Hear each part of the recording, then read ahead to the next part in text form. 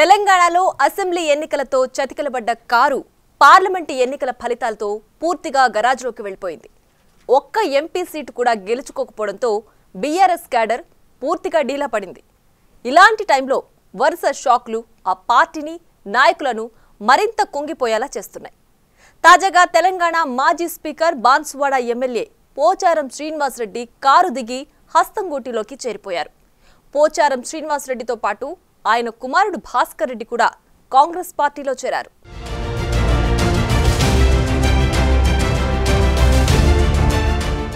Assembly ఎన్నికల్లో ప్రతిపక్ష పాత్రకు పరిమితమైన బీఆర్ఎస్కు దెబ్బ మీద దెబ్బ తగులుతోంది.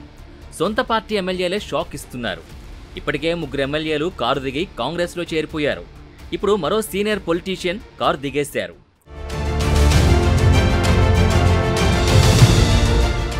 కొంతకాలంగా బీఆర్ఎస్ నాయకత్వంపై అసంతృప్తిగా ఉన్న పోచారం హస్తం నేతల ఆహ్వానంతో పార్టీ కండువా కప్పుకున్నారు. ముందుగా పోచారం ఇంటికి ముఖ్యమంత్రి రేవంత్ రెడ్డి వెళ్లారు. సీఎంతో పాటు మంత్రి పొంగులేటి కూడా ఉన్నారు. ఈ మేరకు కాంగ్రెస్లోకి రావాలంటూ పోచారంని రేవంత్ ఆహ్వానించారు. ఆయనకు కాంగ్రెస్లో కీలక బాధ్యతలు అప్పజెప్పే అవకాశం ఉన్నట్టు తెలుస్తోంది. బాన్సువాడ నుంచి 6 సార్లు ఎమ్మెల్యేగా గెలిచిన పోచారం గత అసెంబ్లీలో స్పీకర్గా వ్యవహరించారు. అలానే చంద్రబాబు, కేసీఆర్ ప్రభుత్వాల్లో మంత్రిగానూ పనిచేశారు. పోచారం చేరికతో కాంగ్రెస్లో 4 చేరినట్టయింది. శ్రీనివాసరెడ్డి అనుభవం పాలనా వ్యవహారాల్లో ఉపయోగపడుతుందని కాంగ్రెస్ పార్టీ భావిస్తోంది.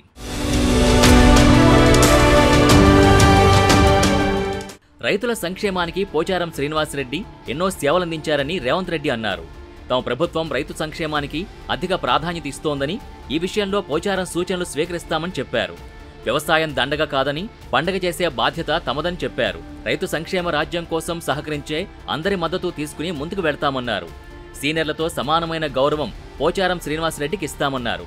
అలానే కేబినెట్లో రైతు రుణమాఫీపై నిర్ణయం తీసుకుంటున్నామని తెలిపారు. తెలంగాణ ప్రాంత రైతుల అభివృద్ధి సంక్షేమం విషయంలో మొదటి నుంచి పాటుపడి వాళ్ళ పక్షాన నిలబడ్డ పెద్దలు పోచారం శ్రీనివాసరెడ్డి గారు ఈ ప్రభుత్వంలో భాగస్వాములై రైతుల సంక్షేమం కోసం ప్రభుత్వం చేపట్టే చర్యలలో భాగంగా వారి సలహాలు సూచనలు తీసుకుంటే తెలంగాణ రాష్ట్ర రైతాంగానికి మేలు జరుగుతుందన్న ఆలోచనతోటి వారిని కలిసి ప్రభుత్వానికి సహకరించి పెద్దలుగా మాకు అండగా నిలబడాలని వారిని విజ్ఞప్తి చేయడం జరిగింది. వారు మా ప్రభుత్వం తీసుకుంటున్న రైతు మేలు జరిగే నిర్ణయాలను వారు ఇంకా ప్రోత్సహించడానికి ఈ రోజు మంత్రివర్గంలో రైతు రుణమాఫీ విషయంలో జరగబోతున్న నిర్ణయాలను దృష్టిలో పెట్టుకుని మాతో చేరి ఈ ప్రభుత్వంలో భాగస్వాములై రైతులకు మేలు జరగాలని ఒక నిర్ణయానికి వచ్చి మాతో చేరడం జరిగింది. తన రాజకీయ జీవితం కాంగ్రెస్తోనే మొదలైందని పోచారం శ్రీనివాసరెడ్డి అన్నారు. రాష్ట్రం ఏర్పడి 10 ఏళ్లు పూర్తయిందని తెలిపారు. రేవంత్ నాయకత్వంలో ప్రభుత్వం రైతు పక్షపాత నిర్ణయాలు తీసుకుంటోందని, రైతుల కష్టాలు తీరాలని కాంగ్రెస్లోకి వచ్చానని చెప్పారు. చిన్న వయసులోనే రేవంత్ అన్ని సమస్యలు అవగాహన చేసుకుంటున్నారని కొనియాడారు. రాజకీయంగా తానేమీ ఆశించడం లేదని, రైతు బాగుండాలి అనేదే ముఖ్యమని చెప్పుకొచ్చారు. ప్రభుత్వానికి చేదోడు వాదోడుగా ఉంటానని క్లారిటీ ఇచ్చారు. నేను కూడా టీఆర్ఎస్ పార్టీ జరగకుండా ముందు తెలుగుదేశం పార్టీలో ఉన్నా. నేను ఆనాడు తెలుగుదేశం పార్టీ నుంచి టీఆర్ఎస్ పార్టీ రావడానికి గల కారణాలు ఏందో ఆనాడుండే, మరి అప్పుడు కూడా వచ్చాను కదా. మరి అసలు నేను ముందు నా రాజకీయ భవిష్యత్తు మొదలైతే కాంగ్రెస్ పార్టీతోనే కండువా కప్పుకొని రాజకీయాలు చిన్నప్పుడు మీ వయసులో వచ్చాను. మళ్ళీ కాంగ్రెస్ పార్టీ తెలుగుదేశం పార్టీలో 27 సంవత్సరాలు ఉన్నాను. దాని తర్వాత టీఆర్ఎస్ పార్టీలో ఉన్నాను. ఇప్పుడు చివరగా రేవంత్ రెడ్డి గారు చేస్తున్నటువంటి కార్యక్రమాలకు నేను మెచ్చి నచ్చి ఆకర్షితులై వారిని బలపరచాలి, వారి నాయకత్వం బలపరచాలి. యువకులు వారిని మనము మంచి విధంగా సమర్థించినట్టయితే రాష్ట్రం బాగుపడుతుంది. వారికి ఓపిక ఉంది, వయసు ఉంది. ఇంకా 20 ఏళ్ళు రాష్ట్రానికి నాయకత్వం వహించేటువంటి ఓపిక వారికి ఉంది. అటువంటి వారిని మనం ప్రోత్సహించాలి. మాకేం అవసరం లేదు, మా వయసు అయిపోయింది, మేమే ఇంకా పదవుల కోసం దానికోసం దీనికోసం కాదు. పనిచేసేటువంటి నాయకులు మనం సమర్థించాలి గట్టిగా మనస్ఫూర్తిగా ఉద్దేశంతో వారి వెంబడి ఈరోజు రావడానికి సిద్ధపడ్డాను. వారిని కూడా భగవంతుడు ఆశీర్వదించాలని ఆశీర్వదిస్తా ఉన్నాడు మహానదేవుడు. నిజమే కాబట్టి భగవంతుడు ఆశీర్వదిస్తున్నాడు. కాబట్టి వారి నాయకత్వంలో నేను పనిచేయడానికి సిద్ధంగా ఉన్నాను. కట్ చేస్తే ఖైరతాబాద్ ఎమ్మెల్యే దానం సంచలన వ్యాఖ్యలు చేశారు. కాంగ్రెస్లోకి త్వరలో 20 మంది బీఆర్ఎస్ ఎమ్మెల్యేలు వస్తారంటూ పొలిటికల్ బాంబు పేల్చారు. బీఆర్ఎస్ అధినేత కేసీఆర్ అనుసరిస్తున్న విధానాలే బీఆర్ఎస్ కొంపముంచాయని దానం అంటున్నారు.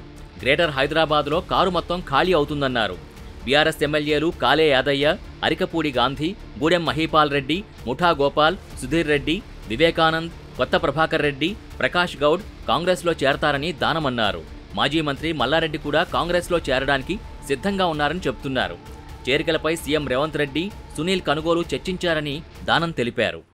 అందరు కూడా రావాలని కోరిక ఉంది. ఎందుకంటే ఇది ఒక ప్రజాపాలన జరుగుతుంది, ప్రజాప్రభుత్వం కాబట్టి ప్రజలందరూ కూడా ఇన్ని సంవత్సరాలు చాలామంది శాసనసభ్యులు ఎన్నో రకాలుగా మరి ఇబ్బందులకు గురయ్యారు. శాసనసభ్యుడిగా ఉండి కూడా మరి వాళ్ళకి దక్కాల్సినటువంటి గౌరవం దక్కలేదు. కాబట్టి ఈరోజు అందరు కూడా మన కాంగ్రెస్ వైపు చూస్తుండ్రు.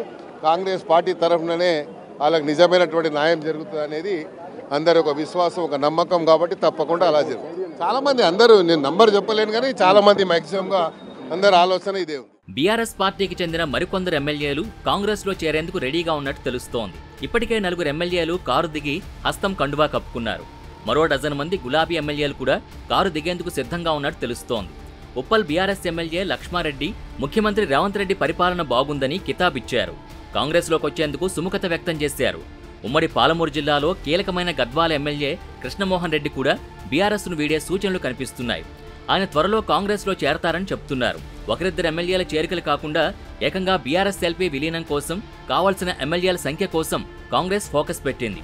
కాంగ్రెస్లో చేరేందుకు సిద్ధమైన ఎమ్మెల్యేల్లో ఎక్కువ మంది గ్రేటర్ హైదరాబాద్ పరిధి నుంచే ఉన్నారు. పార్టీ మారితే వ్యక్తిగత ప్రయోజనాలతో పాటు నియోజకవర్గంలో అభివృద్ధి పనులు జరుగుతాయనే ఆశతో కాంగ్రెస్ తీర్థం పుచ్చుకునేందుకు సిద్ధమయ్యారు.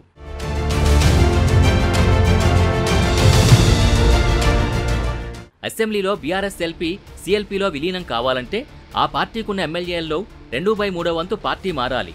అప్పుడే పార్టీ ఫిరాయింపుల చట్టం వర్తించదు. జూలై 2వ వారం నుంచి అసెంబ్లీ బడ్జెట్ సమావేశాల్ని నిర్వహించే ఛాన్స్ ఉంది.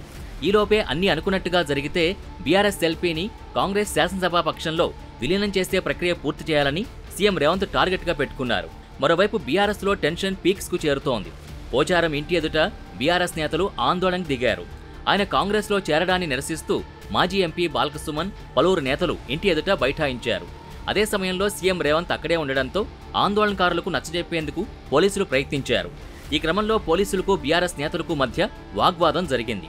అయితే ఇంట్లోకి మాజీ ఎమ్మెల్యే బాల్కసుమన్ చొరబడ్డాన్ని పోలీసులు సీరియస్గా తీసుకున్నారు. పోచారం ఇంటికి చేరుకున్న west zone DCP Vijay Kumar, Suman ఎలా వచ్చారు, ఎలా చొరబడ్డారో సీసీటీవీ ఫుటేజ్ని పరిశీలించారు. ఎవరు చట్టవిరుద్ధంగా ప్రవర్తించినా చర్యలు తప్పవని హెచ్చరించారు.